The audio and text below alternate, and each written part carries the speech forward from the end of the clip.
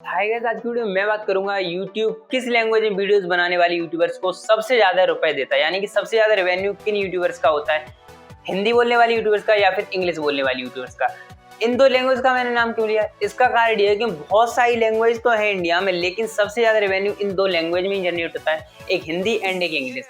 तो यहाँ पे इन दोनों में सबसे ज्यादा किस में होता है, वो होता है इंग्लिश में। ये सभी लोग जानते हैं, लेकिन क्यों होता है इसे कोई नहीं जानता क्यों होता है। बस लोग जानते हैं हाँ इंग्लिश वो विदेश है तो वहाँ पे ज़्यादा मिलते हैं, क्यों मिलते हैं इसको कोई नहीं जानता। देखो, इंग्लिश बोलने वाली ऑडियंस बहुत सारी है, आपको भी पता है कि इंडिया में हो, किसी और कंट्री में हो, कहीं पे भी हो, इंग्लिश बोलने वाली audience all over the world है। जहाँ पे इंग्लिश बहुत सारे लोग बोलते हैं, वहीं पे हिंदी काफ़ी कम लोग बोलते हैं। 2-3 कंट्री हैं जहाँ पे लोग हिंदी बोलते हैं, जैसे इंडिया में बोलते हैं, पाकिस्तान में बोलते हैं, नेपाल में बोलते हैं, बांग्लादेश, आसपास की छोटी मोटी कंट्रीज़ हैं जहाँ पे लोग हिंदी जानते हैं, यानी कि हिंदी की वीडियोस देखते हैं, हिंदी बोलते हैं। तो ऐसी कुछ कंट्रीज़ हैं, लेकिन इंडिया में इंग्लिश हिंदी से भी ज़्यादा बोली जाती है। हिंदी बोलने वाली ऑडियंस कम है एंड इंग्लिश बोलने वाली उनसे भी ज़्यादा है। क्यों? क्योंकि यहाँ पे जो लोग हिंदी जानते हैं वो इंग्लिश भी जानते हैं, जो कन्नड़ जानते हैं वो इंग्लिश भी जानते हैं, वो हिंदी नहीं जानते लेकिन वो इंग्लिश भी जानते हैं, जो मराठी जानते हैं वो इंग्लिश भी जानते हैं। तो यहाँ पे जो लोग इंडिया में रहते हैं वो पूरी ऑल ओवर दी इंडिया में हर तरह का आदमी, जो भी मराठी, कन्नड़, तमिल जो भी है, वो इंग्लिश जरूर से जानता है। हिंदी नहीं जानता फिर भी कोई प्रॉब्लम नहीं, लेकिन वो इंग्लिश तो जानता ही है। तो यहाँ पे क्या होता है कि इंडिया में भी हिंदी से ज़्यादा इंग्लिश बोलने वाली ऑडियंस है। इसीलिए सबसे पहला पॉइंट तो यही रहता है कि इंडिया में या फिर कहीं बाहर कंट्रीज़ में इंग्लिश सबसे ज़्यादा बोली जाती है। तो इंग्लिश का तो जो भी आरपीएम रहता है वो सबसे हाई इसीलिए रहता है क्योंकि ऑडियंस काफ़ी ज़्यादा है, और हिंदी की ऑडियंस कम है इसलिए उनका आरपीएम कम रहता है। ये तो हो गया पहला पॉइंट। लेकिन जो सेकंड पॉइंट है वो ये क्यों रहता है इनका ज़्यादा, इंग्लिश वाली ऑडियंस ज़्यादा है फिर भी व्यूज़ बराबर आते हैं, उनका आरपीएम ज़्यादा क्यों रहता है? ये भी हाँ सही बात है, व्यूज़ बहुत सारे लोगों के कम होते हैं फिर भी उनका आरपीएम काफ़ी हाई है इंग्लिश बोलने वालों का।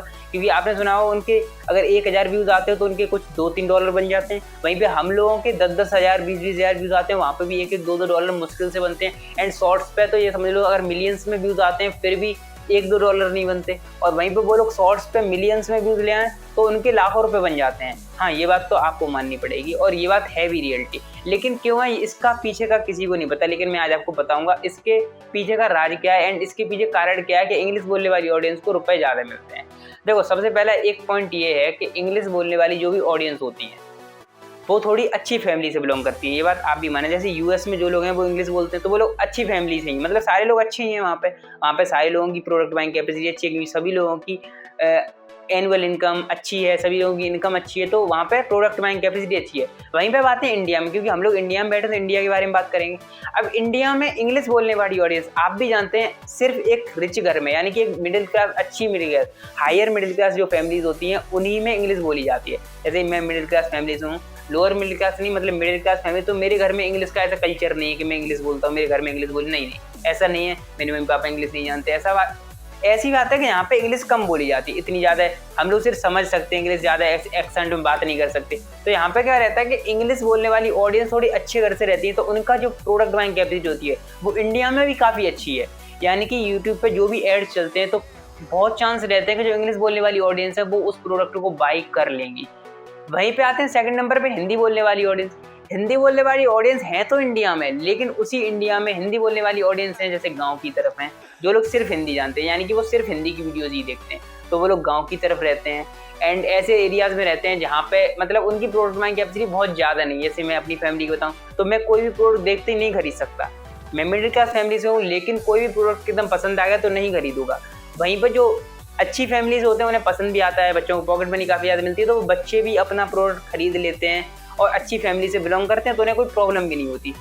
और सबसे बड़ा कारण यही रहता है कि इंग्लिश बोलने वाली ऑडियंस का आरपीएम हाई रहता है बिकॉज उनकी प्रोडक्ट बाइंग कैपेसिटी काफ़ी ज़्यादा है, एंड हिंदी बोलने वाली ऑडियंस का आरपीएम कम रहता है क्योंकि इनकी प्रोडक्ट बाइंग कैपेसिटी काफ़ी कम है। हिंदी बोलने वाली ऑडियंस कम प्रोडक्ट सेल करा पाते हैं और इंग्लिश बोलने वाली ऑडियंस ज़्यादा प्रोडक्ट सेल कराते हैं, तो वो लोग ज़्यादा रुपये लेते हैं एंड हम लोगों को कम रुपये मिलते हैं। तो यही एक कारण है कि यहाँ पे प्रोडक्ट बाइंग कैपेसिटी के ऊपर सारी चीज़ें डिपेंड करती हैं। कंपनीज हमको इसी चीज़ के रुपए देती हैं, आपके यूट्यूब चैनल से हमारा कितना प्रोडक्ट का, यानी कि वो लिंक देते हैं, उनसे कितनी लिंक्स पर क्लिक हुई, या बहुत सारी चीज़ें रहती हैं, बहुत सारी चीज़ें आपकी तरफ से कितनी हुई एंड इंग्लिश वालों से कितनी हुई, तो इसके ऊपर ही आपके जो भी रेवेन्यू रहता है वो ऊपर नीचे होता रहता है। तो इंग्लिश वालों की रेवेन्यू हमेशा ज़्यादा रहने वाला, हम लोग उसको टच नहीं कर सकते बिकॉज इंग्लिश बोलने वाली ऑडियंस दिन ब दिन बढ़ रही है इंडिया में। हो सकता है मैं 90% नहीं तो जो महाराष्ट्र की तरफ के लोग हैं वो 90% लोग, महाराष्ट्र की तरफ के 90% बच्चे इंग्लिश ज़्यादा बोलते हैं, हिंदी बोलना ही नहीं जानते।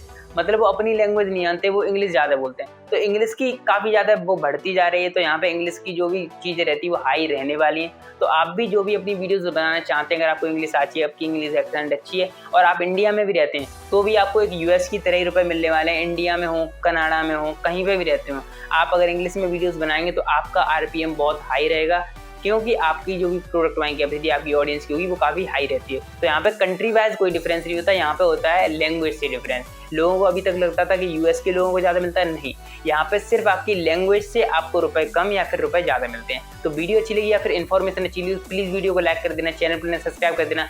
अगर आपको ये भी जानना है कि हम लोगों को कैटेगरी के बाद आपको रुपए ज़्यादा कम क्यों मिलते हैं, कम ज़्यादा क्यों मिलते हैं, ये भी मैं आपको डिटेल में बता सकता हूँ। अगर आपको ऐसी वीडियो और चाहिए तो प्लीज़ वीडियो को लाइक कर देना, चैनल पर सब्सक्राइब कर देना, बेल आइकन दबा देना। मिलते हैं नेक्स्ट वीडियो में, तब तक के लिए ओके बाय।